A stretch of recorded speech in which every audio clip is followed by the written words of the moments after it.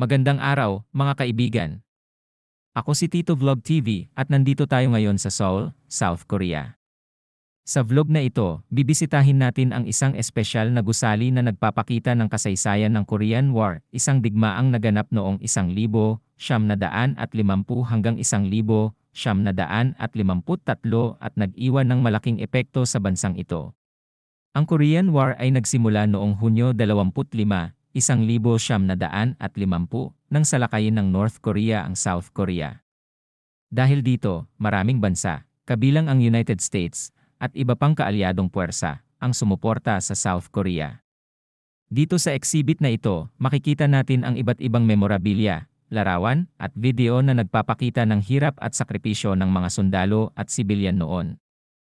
Isa sa mga makikita natin dito ay ang mga gamit ng mga sundalo, tulad ng mga uniforme, armas, at personal na kagamitan. Mayroon ding interactive displays na nagpapakita ng mga mahahalagang labanan na naganap sa digmaan. Napaka-informative at talagang ramdam mo ang bigat ng kasaysayan. Ang kasaysayan ng Korean War ay isang mahalagang paalala ng epekto ng digmaan sa isang bansa at sa mga mamamayan nito. Napakagandang karanasan na matuto at mas maunawaan ito dito sa Seoul. Sana ay nagustuhan nyo ang vlog na ito. Huwag kalimutang mag-like, mag-subscribe, at i-share ito sa inyong mga kaibigan. Hanggang sa susunod nating paglalakbay. Annyeong!